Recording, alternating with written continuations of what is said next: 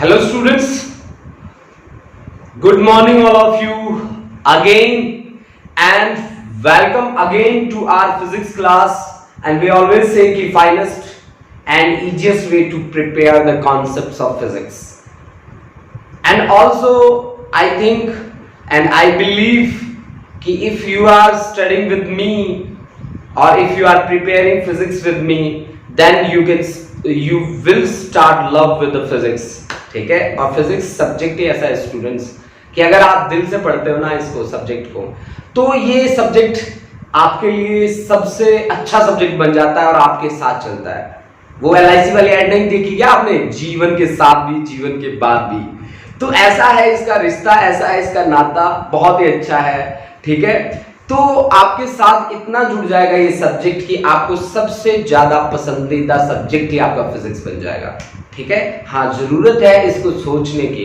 देखो यहाँ पे ना फिजिक्स जब आप पढ़ते हो तो आपकी सोच जो होती है ना वो आपको फिजिक्स पढ़ाती है स्टूडेंट्स, बिलीव मी।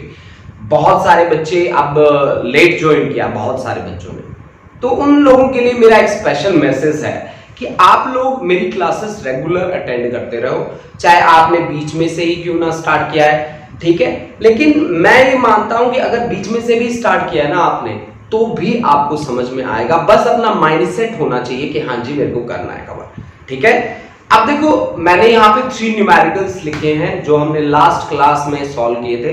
ठीक है, आज हम उन्हीं पे एक बार फिर से बात करते हैं और देखते हैं कि हम उनको कैसे एक्सप्लेन कर सकते हैं। Let's start the class with first example.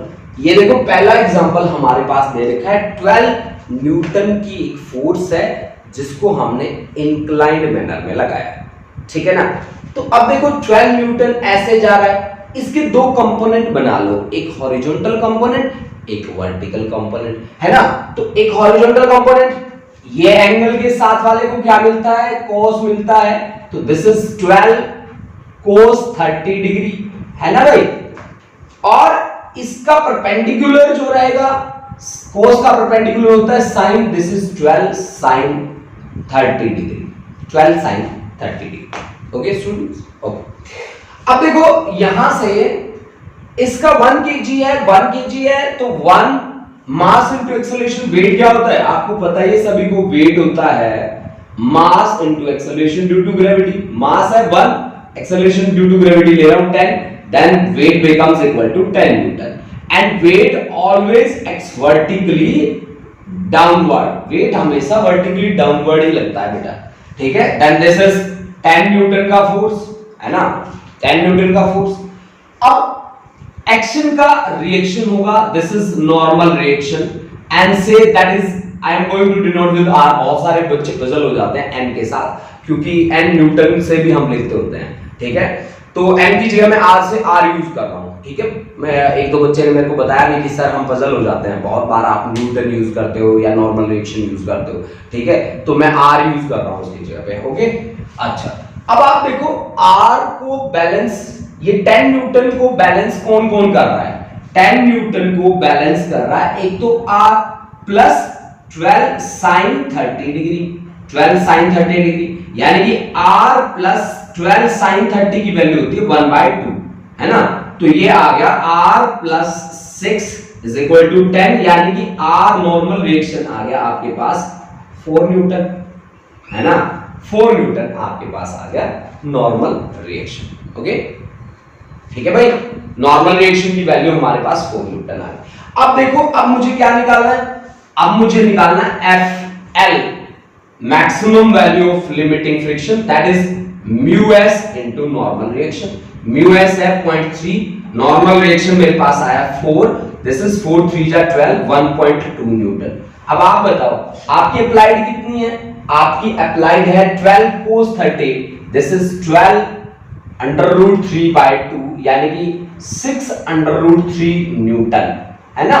तो आपकी अप्लाइड किससे ज्यादा है, मैक्सिमम स्टैटिक फोर्स से ज्यादा है, क्योंकि FL को मैं क्या बोलता हूं, मैक्सिमम स्टैटिक फ्रिक्शन बोलता हूं। This is the maximum static friction, maximum static friction से ज्यादा है आपकी फोर्स, ज्यादा है आपकी फोर्स, तो आपका ऑब्जेक्ट क्या करेगा, मूव करेगा आगे की डायरेक्शन में। अगर मोशन में आ जाएगा तो वहां पे कौन सा फ्रिक्शन होगा, काइनेटिक फ्रिक्शन होगा।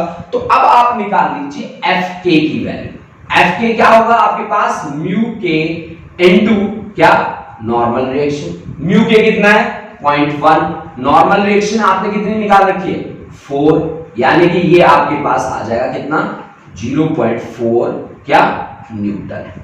अब देखो बेटा आपके पास एफ के आ गया, अब चल रहा है ऑब्जेक्ट, तब आपको एक्सेलरेशन बताना है। एक्सेलरेशन क्या होता है, एक्सेलरेशन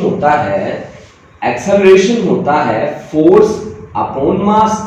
अब फोर्स कितना है आपके पास 0.4, मास कितना है 1, this is acceleration is 0.4 metre पर सेकंड स्क्वायर। तो पहले का आंसर आपका ये है। अगर आप बच्चों ने निकाल रखा था सही तो बहुत ही बढ़िया, ठीक है। अगर आपका आंसर सही नहीं था आप मैच कर लो और आंसर ठीक कर लो, ठीक है।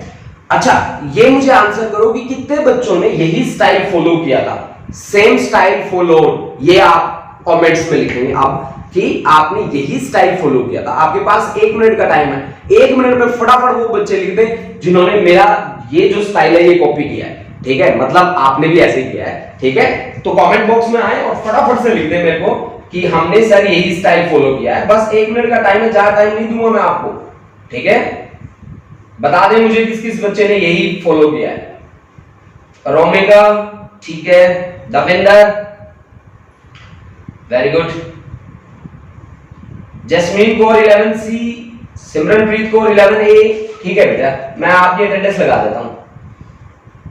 अच्छा रोमिका, दविंदर, सलोनी, अंशिका, सहज कौर, पलविंदर, महक, मेगा, ओके वेरी गुड, बहुत बढ़िया, बहुत बढ़िया, शाबाश। नवदीप सिंह, ओके, फटाफट फटाफट बताओ बेटा किस किस ने यही फॉलो किया था। हरलीन चैल, वेरी गुड, शाबाश बेटा।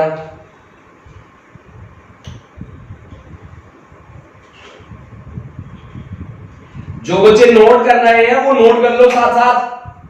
मन्नत, ठीक है, जो बच्चे नोट कर रहे हैं वो नोट भी कर लो, जिन्होंने नहीं किया था वो नोट करते जाओ साथ साथ। निधि, ओके बेटा, मानवीर, ओके, ठीक है,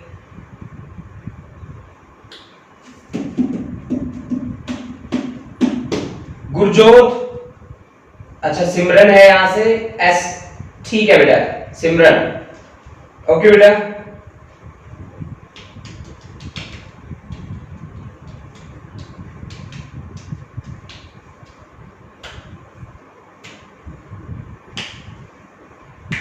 ओके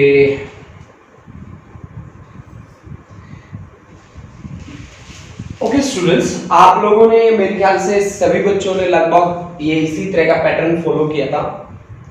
जिन्होंने नहीं भी किया कोई बात नहीं, वो यहां से नोट कर लो और अब सीख लो। देखो जब आप फिजिक्स को पढ़ते हो कभी से शुरुआत आप कर सकते हो।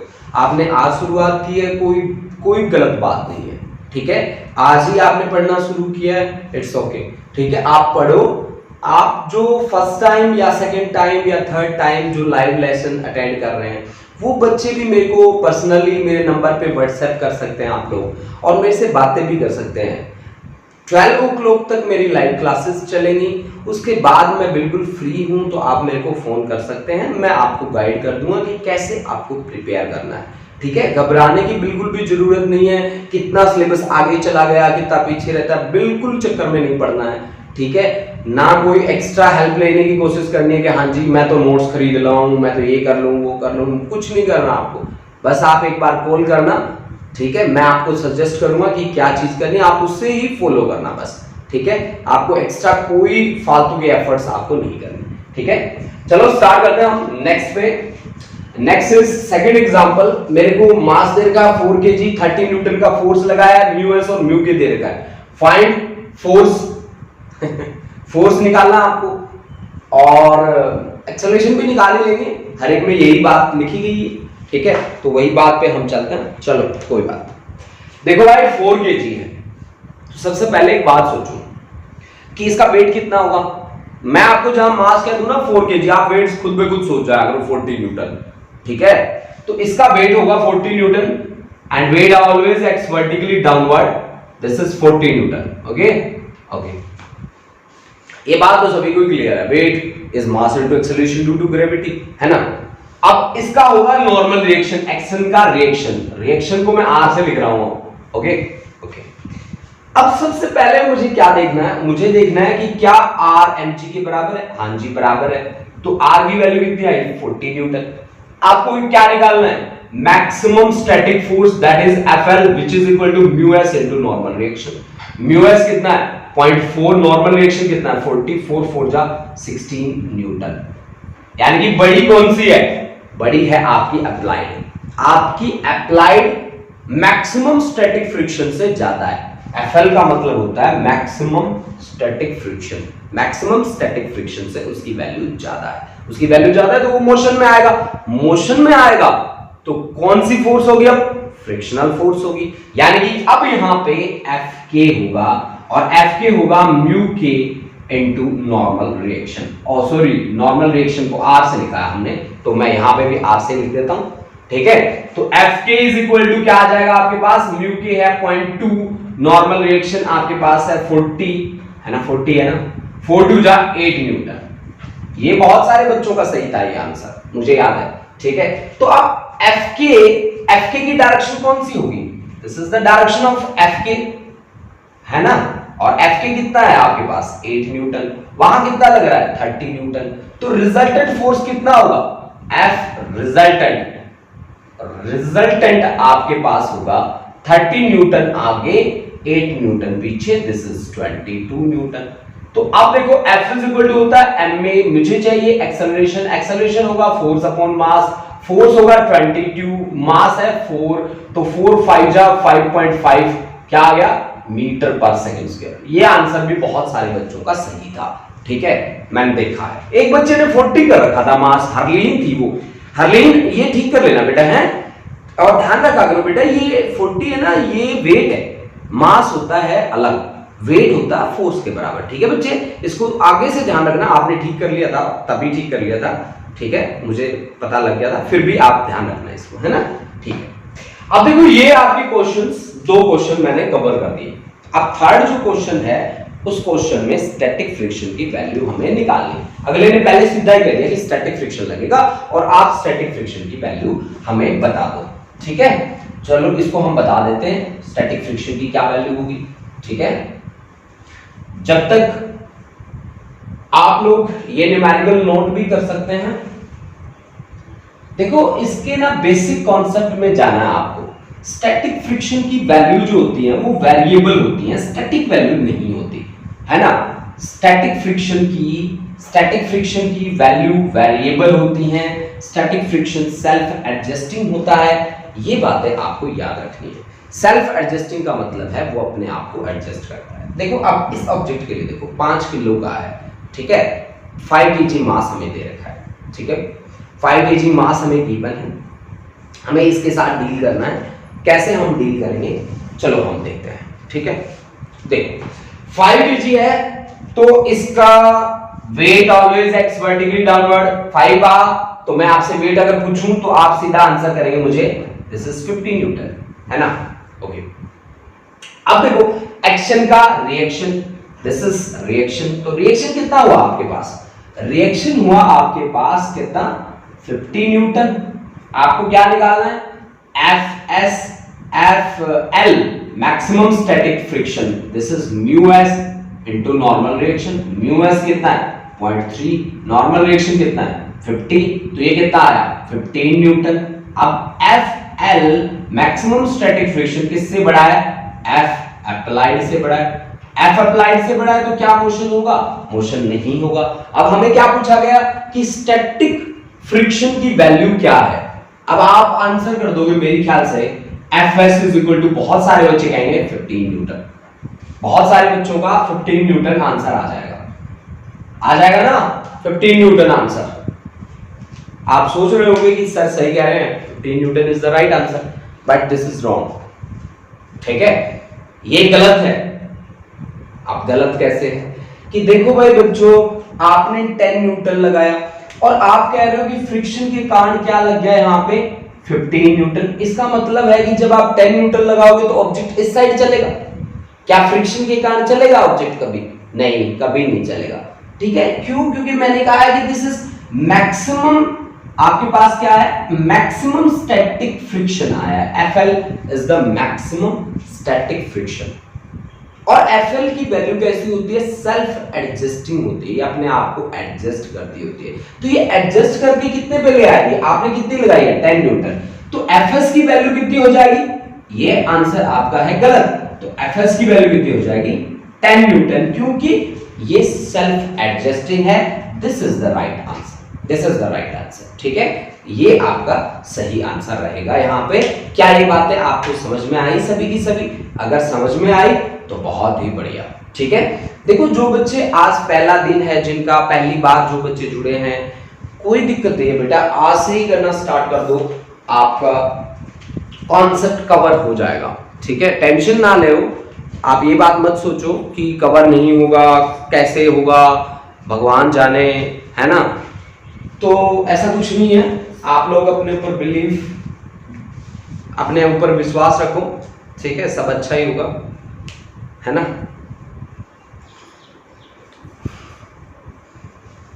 अब देखो, अब मैं चलता हूं आगे, आगे चलता हूं, एक जेई का न्यूमेरिकल लेके आता हूं, है ना, और देखता हूं कि कितने बच्चे उसको समझ पाएंगे। अब जितने बच्चे समझ पाए जाके कमेंट में कमेंट जरूर करिएगा कि यस सर हम समझ चुके हैं। अगर आपको वो न्यूमेरिकल समझ में आ गया तो आप ये मान लेना कि आपको फ्रिक्शन का कितना परसेंट बताओ, 70% आपको काम आ गया, है ना, 70%। ज्यादा बातें नहीं करते हम, 80-90% नहीं बताते, 70% बता रहे हैं, ठीक है। तो आप समझने की कोशिश करना, ठीक है। अगर आपको समझ में आया ना तो सही बता रहा हूं, 70% कवर हो चुका है आपका, ठीक है। चलो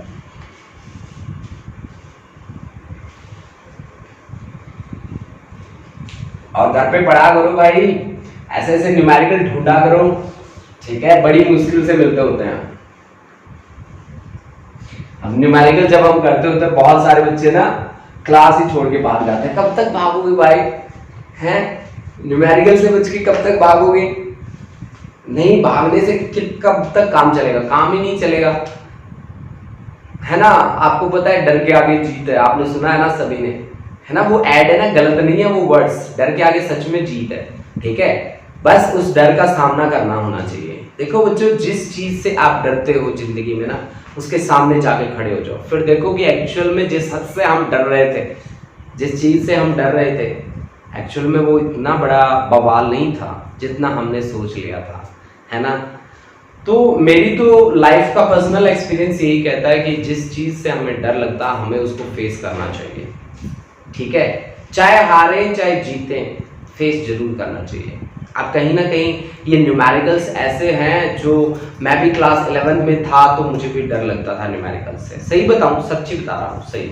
लेकिन मेरे पास उस टाइम पे कोई ऐसा टीचर नहीं था जो मेरे को ऐसे काम करा दे कि मेरे को शॉर्ट ट्रिक बता दे, मेरे को बड़ा मतलब धीरे धीरे एक कॉन्सेप्ट क्लियर करके समझा दे। लेकिन आपके पास तो है ना, ठीक है, तो फिर करो, ठीक है, और एक अच्छी सोच के साथ करो, है ना, एक पॉजिटिविटी के साथ आपको ये न्यूमेरिकल्स करने हैं, ठीक है। अगर आप पॉजिटिव हैं तो फिर आप ये बात मान के चलें कि आपका हर कॉन्सेप्ट क्लियर होगा, ठीक है। अब देखो हमने क्या किया, हमने यहाँ पे एक जेई का न्यूमेरिकल उठाया है, थोड़ी बहुत वैल्यू चेंज करी है हमने, ऐसे एक ब्लॉक है मेरे पास,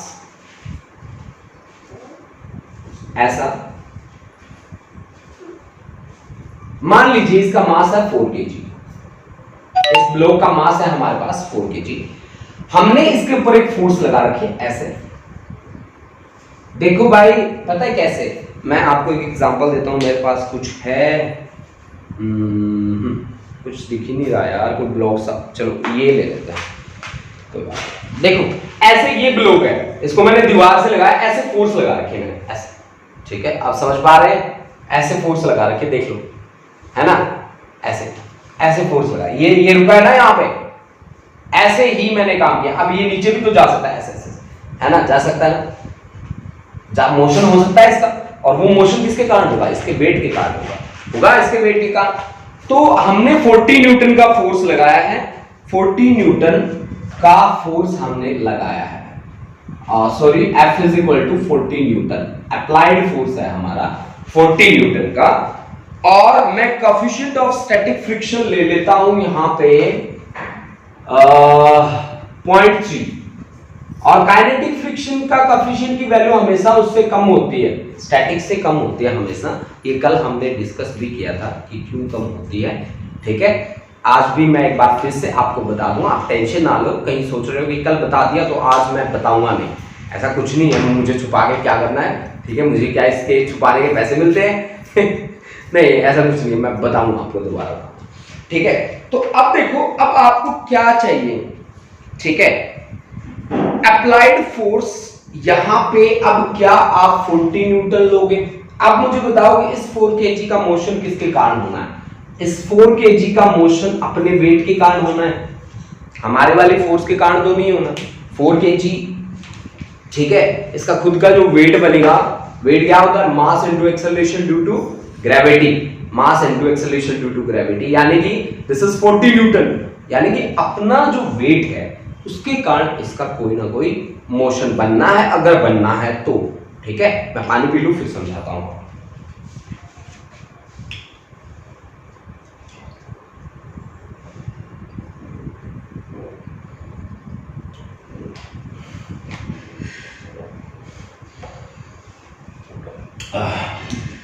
एक चीज, ये भी 40, अच्छा ये भी 40 हो जाएगा यार, इसको चेंज करो, ये 40 हो जाएगा, फिर आपको समझ में नहीं आएगा।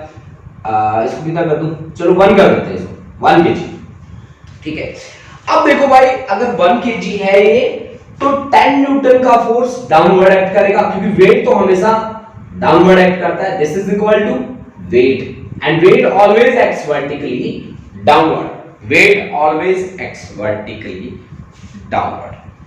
अब देखो जी, आपने एक्शन कितनी फोर्स से करा है? 40 से, तो नॉर्मल रिएक्शन भी कितना होगा? 40 से। This is the normal reaction R। आपने जितनी फोर्स से एक्शन किया है उतनी से क्या होगा? रिएक्शन होगा। तो अब आप निकालो F लिमिटिंग। F लिमिटिंग आपके पास कितना रहेगा? अब आप बताओ मुझे। ये आपकी अप्लाइड के इक्वल आ गया, कितना अप्लाई हो रहा है? This is equal to F applied, है ना। अब आप निकाल लो FL। FL आपके पास होगा mu s into normal reaction. Mu s है आपके पास 0.3, नॉर्मल रिएक्शन है R is equal to, R किसके बराबर होगा? 40 के। 4 3 जा 12 न्यूटन, यानी कि आपका जो मैक्सिमम स्टैटिक फ्रिक्शन है उसकी वैल्यू अप्लाइड से ज्यादा है, उसकी वैल्यू अप्लाइड से ज्यादा है, ठीक है। मैक्सिमम स्टैटिक फ्रिक्शन की वैल्यू है 12 न्यूटन, आपकी अप्लाइड है 10 न्यूटन, तो आपका ऑब्जेक्ट किस में रहेगा? रेस्ट में रहेगा, ठीक है, यानी कि रेस्ट में रहेगा, ठीक है। अब देखो, यानी कि बॉडी आपकी नीचे नहीं गिरेगी और फ्रिक्शनल फोर्स भी कितनी हो जाएगी? 10 न्यूटन हो जाएगी। देखो भाई, ये तो मैक्सिमम स्टैटिक फ्रिक्शन आया ना, मैक्सिमम स्टैटिक फ्रिक्शन। अब आपने क्या कहा कि आपका जो FL है उसकी वैल्यू, मैक्सिमम स्टैटिक फ्रिक्शन की वैल्यू किससे बड़ी है? F अप्लाइड से बड़ी है। आप कहोगे सर जी हमने तो 40 न्यूटन अप्लाई किया था। नहीं, यहाँ पे 40 न्यूटन वाला कांसेप्ट नहीं चलेगा, क्योंकि इसका जो मोशन होगा वो इस वेट के कारण होगा, है ना। और इसके वेट जो है वो 10 न्यूटन है, जो किससे कम आ रहा है? 12 से कम आ रहा है। कम आ रहा है, इसका मतलब है कि वो नहीं चलेगा, वो रेस्ट में रहेगा, ठीक है। ये IIT में आई हुई प्रॉब्लम है। FL is F applied, so object is at rest या स्टैटिक की बात करेंगे हम, ठीक है। तो यहाँ पे Fs की वैल्यू कितनी होगी? सेल्फ एडजस्टिंग होती है भाई, आपने जितनी अप्लाई करी उतनी हो जाएगी वो तो Fs is equal to 10 newton. This is the right answer, ठीक है, this is the right answer, ठीक है। अब सुनो मेरी बात, इसी बात की एक राम कहानी और बना देते हैं। देखो, कहानियां हम कितनी भी बना सकते हैं, है ना। अच्छा, अब देखो, ये है आपके पास, ये कई सेम पिक्चर लेके आ रहा हूं, कोई फर्क नहीं है ना। अच्छा जी, ये है आपके पास मास, मान लो इसका 2 kg, ठीक है, 2 kg। आपने अप्लाई किया फोर्स ऐसे, आपने जो अप्लाई करी है फोर्स ऐसे, और वो हॉरिजॉन्टल के साथ एंगल बनाती है कितना, मान लीजिए ये एंगल है आपके पास 30 डिग्री, ज्यादा मानता हूं मैं, मेरे को अच्छा लगता है 30 डिग्री का एंगल, ठीक है 30 डिग्री रख दिया मैंने। 30 डिग्री पे आपने फोर्स लगा दी F4, ठीक है। आपको Fs दे रखा है स्टैटिक फ्रिक्शन का कोएफिशिएंट, दैट इज 0.4, और Fk आपको दे रखा है 0.2। Find acceleration and force. आप में से कितने बच्चे ट्राई कर सकते हैं? देखो बच्चों, एक बात सुनो मेरी बात ध्यान से। अब फोर्स की डायरेक्शन इधर है, ऐसे है टेढ़े, तो इसको ना आगे बढ़ाते जाओ, ऐसे ऐसे बढ़ा दो इसको आगे, मतलब इसको ना ऐसे निकाल दो, यहां से बाहर ऐसे निकाल दिया आपने बाहर। अब आपने क्या कहा कि ये इसके साथ कितना एंगल बनाता है 30, तो यहां पे भी कितना बनेगा इसके साथ, हॉरिजॉन्टल के साथ ये एंगल भी आपका 30 डिग्री। ऑब्वियसली एक लाइन है, इस लाइन में ये एंगल अगर 30 है तो ये भी 30 होगा, ऊपर वाला भी 30 होगा, ओके। ये वाला एंगल नीचे माना था ना आपने, है ना, तो फिर नीचे ही मानो इसको भी। ये देखो भाई आपके पास ऐसे एंगल, यानी कि ये एंगल आपका